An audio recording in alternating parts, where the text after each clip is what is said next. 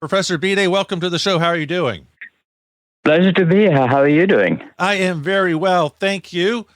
How are we doing right now? Are we going to survive all of the Trump changes? Are tariffs going to sink the economy? Are you optimistic or pessimistic about the upcoming year? Absolutely optimistic. Well, no, I mean, the coming year, I don't know, but I'm utterly optimistic about America. I'm utterly optimistic about our society and our enterprise and our innovative spirit. And it is unequaled in the world. I've known people in Europe who tend to be critical of the United States, but then they say, well, if you had to bet on a country, it has to be the United States. Well, that's good to hear. That's a very encouraging. When you look at uncertainty, you've come up with a whole new paradigm for it. Explain your new way of looking at uncertainty. So it's a new old way of looking at uncertainty. So when people, economists and other academics think of uncertainty, they think of it as risk, and they think of it as risk in a rather peculiar way. They sort of think about it as a statistical distribution of returns or changes.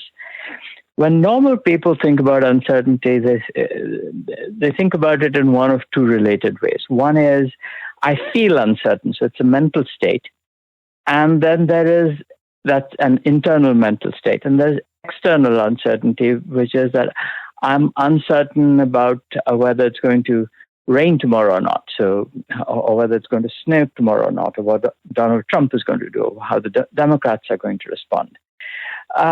And typically these two things are related, where there is uncertainty about what is going to happen or what has happened. That also echoes in internal or mental uncertainty. And I really don't care very much about which of these two meanings you use. What I do emphasize, and which I think many people in business instinctively understand, but not everyone, is the distinction between uncertainty about a specific event and a specific outcome, and let's call it statistical uncertainty. So the statistical uncertainty would be, how much is it going to snow on average in the next 5 years? That's statistical uncertainty. Or the specific uncertainty is it going to snow tomorrow? Statistical uncertainty would be, is unemployment correlated with crime? But did O.J. Simpson kill Nicole? That is concrete situational uncertainty. And most people in business are really focused on situational uncertainty. And situational uncertainty has certain aspects that keep it out of the range of the view of the typical academic. And one is the kind of evidence one needs to confront situational uncertainty. What one needs to confront situational uncertainty is specific contextual evidence. Will such and such customer buy my product? Not what is the aggregate demand in GDP going to be for consumption as a whole. It's uncertainty about whether Joe or Jill will make a good foreman or salesperson, not whether such and such level of education leads to good salesmanship. The other aspect of situational uncertainty is that there never can be evidence which will demonstrate what will happen in the future. So any way of dealing with uncertainty has to be an act of imagination. It's not fantasy, so we're not just completely making things up, but we are connecting what we see and observe to what we imagine will happen. And then as well, we cannot prove to other people that our imagination is seeing things correctly. So we have to persuade other people, and our persuasion also is an act of what I call imaginative discourse. So we have to tell stories, we have to use metaphors, we have to use analogies. And we have to listen to other people's stories and weave them into our own. So these are all aspects which entrepreneurs from day to day confront and deal with, but which sadly many academics sort of brush under the carpet because it does not conform to their scientific or statistical view of what uncertainties arise and how they're to be dealt with. In the book, you go through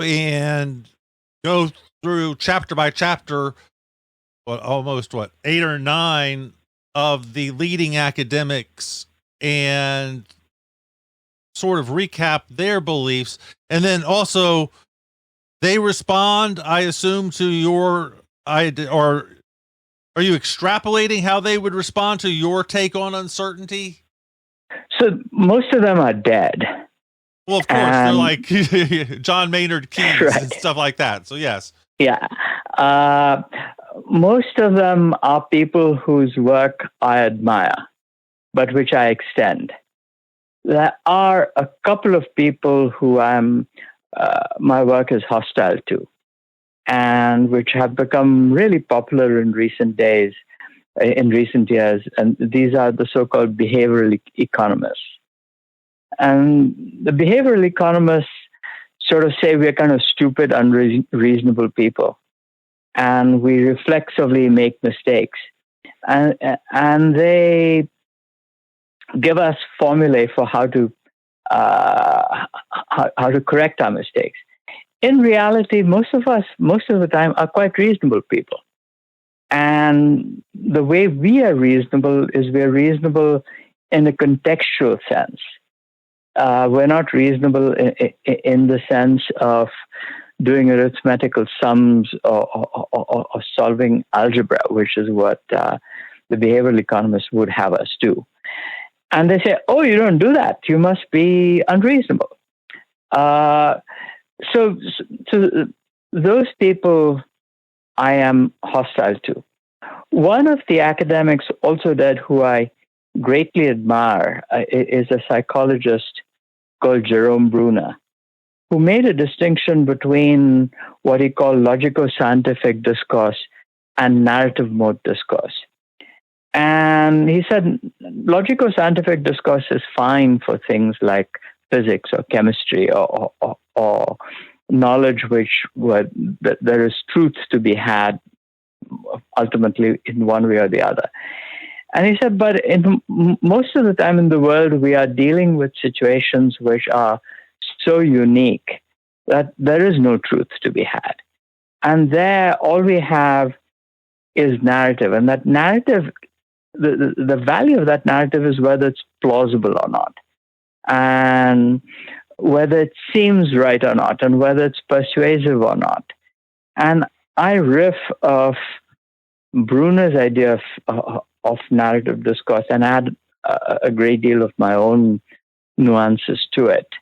But again, many of the academics whose work I admire and I describe in the book are not only dead, their work has been forgotten or neglected because it is so far outside the mainstream of what people do. I mean, another forgotten great mind is Herbert Simon, and Herbert Simon ought to be remembered for being the father of artificial intelligence. And some people who are in the know about this. And Herbert Simon's great insight was what we decide is very much a function of how we decide. And therefore, routines for making decisions are absolutely influential. And this is also something which I think sometimes, certainly academics neglect, because they say we can miraculously arrive at the right answer without a process. But it is also sometimes neglected by academics, because by entrepreneurs, because entrepreneurs frequently start off by making decisions purely by instinct or by the seat of their pants. And then they believe that this is what is going to carry them through to long-term success. And it doesn't. And in order to build an organization which combines the knowledge and insights of a large number of employees, you have to you need to have imaginative discourse, of course, because nothing is provable.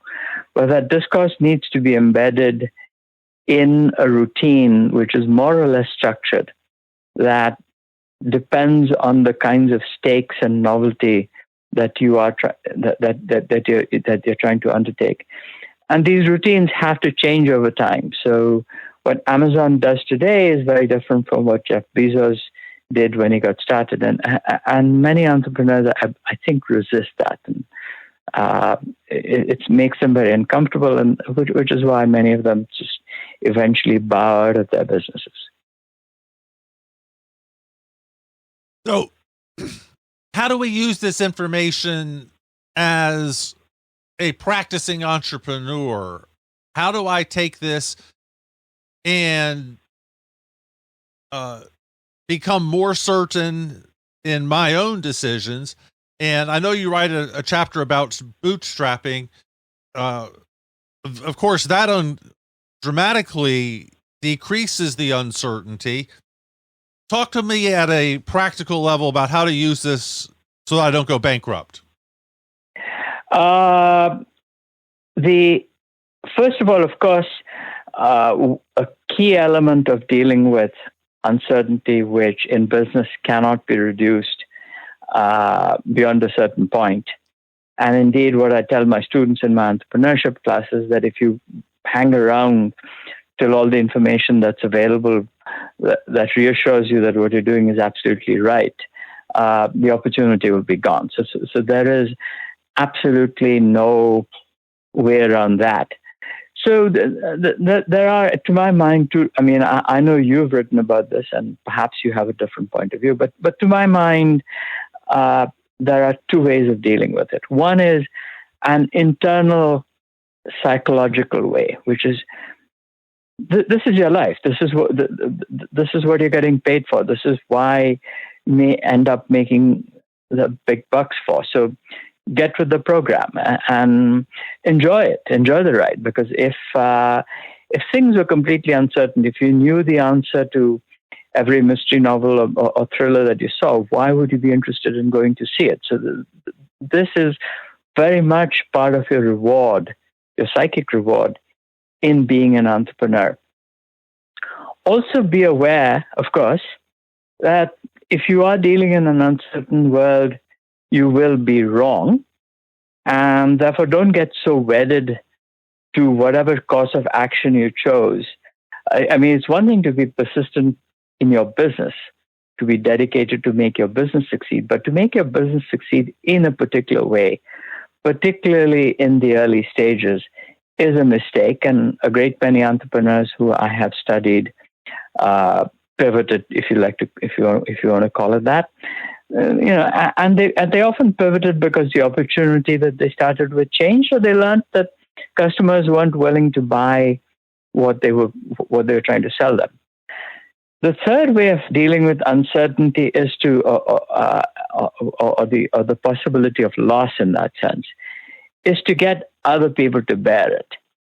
And this means finding people for whom the loss that is possible from your enterprise is not onerous. So, for example, if you hire people who are unemployed, they're not really going to lose very much if your business goes bust, to take an extreme case. I do a lot with medical innovation. So if you're going to be treating people who are about to die, your cutting edge treatment isn't likely to do very much harm. And then you have to persuade people. So you have to get them to somehow believe two things. One is that your imagined path is going to lead to a desirable future, where the possibility that that future may not be realized is nonetheless worth the risk. And then you have to persuade them that you are imaginative and resourceful enough that you will be able to pivot. So coping with uncertainty is not something that you can or should do entirely by yourself, although of course you have to take the lead.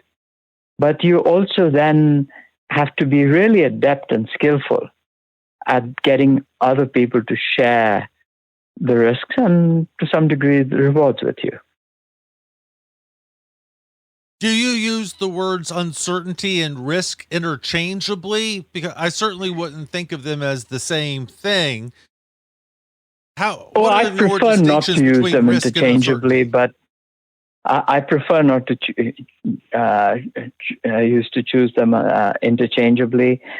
Risk in the ordinary sense typically means the possibility of loss, and especially entrepreneurs who are starting out frequently don't encounter risk in that sense because many of them are starting out with nothing to lose.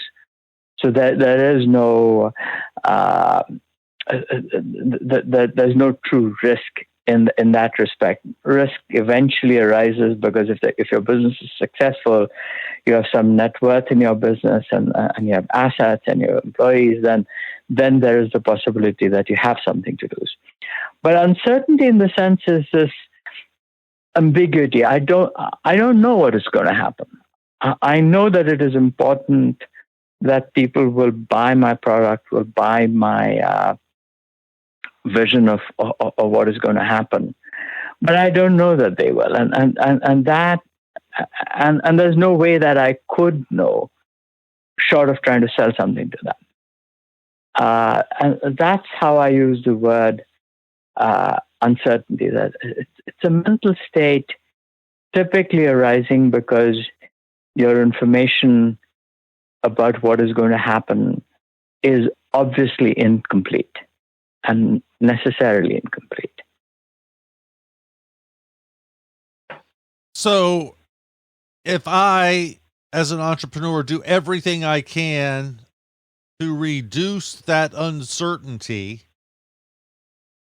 and I have very little risk to begin with because I have very little to lose, it seems that we should be able to get very close to this startup being a no-brainer, a certainty. Why do we still fail then? No, I mean, if that were the case, everybody would be an entrepreneur.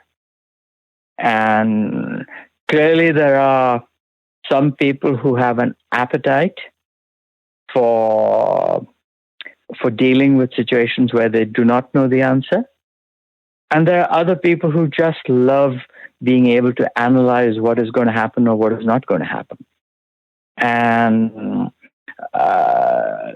there are psychological experiments that show this. The experiments show that most people are what is known as ambiguity averse, which is that they want to know what the odds are. And if they don't know what the odds are, they don't want to take the bet. But there is a minority of people who are ambiguity seeking.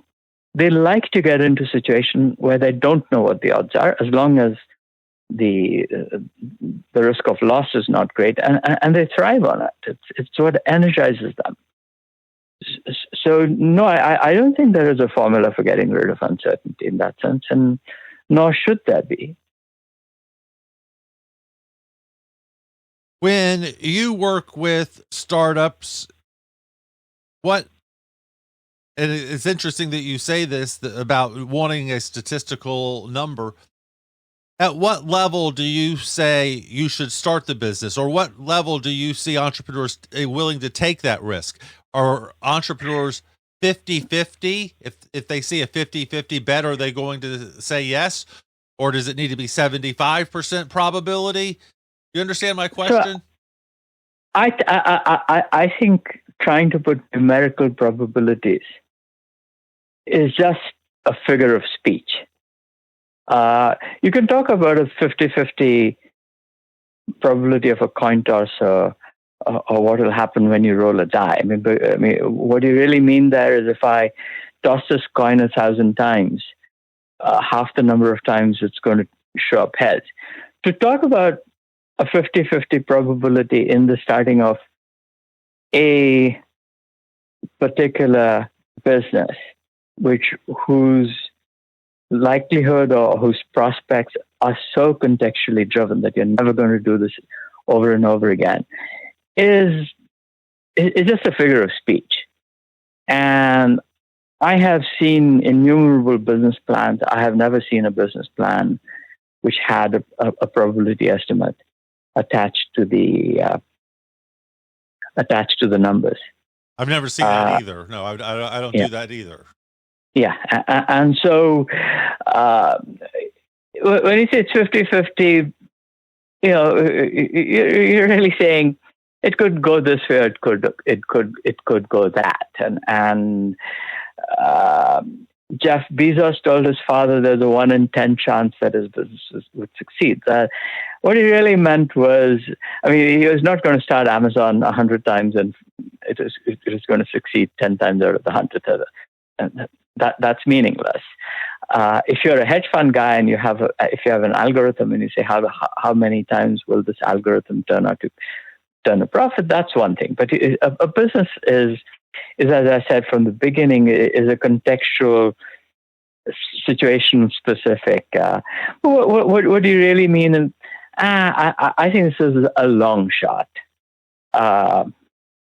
This is like a horse that has never raced, and it has good pedigree. So I have confidence that it's a good bet, but it has never raced. And for all I know, the horse may panic when it shows up on the race course for the first time, or the jockey may have a bad day.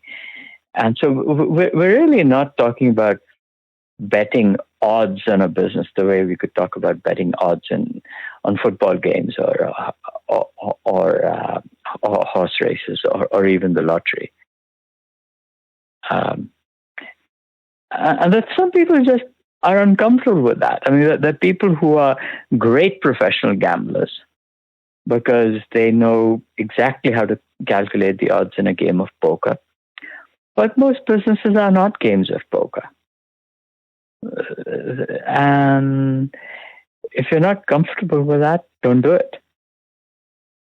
So I'll also tell you this. So when my students come in and they have a business plan and they ask me, what do you think? Is this business going to succeed or not?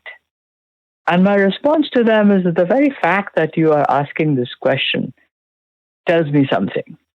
Because if you were, you should have gone through this in your head based on your experience, and you are confident or not. And what you should be asking me is, do you have any leads who could help me make this business successful? Or do you know ways in which I can pitch this that will get people to buy or investors to invest? So think long and hard. If you're asking me what I think the odds are, well, maybe this isn't for you yet. That is a great point. I love that story. I have 100 more questions, but unfortunately we have run out of time. How do we find out more, follow you online, and get a copy of Uncertainty?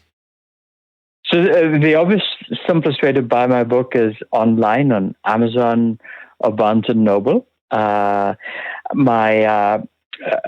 web page is bhide.net, and it has all kinds of links to what I do.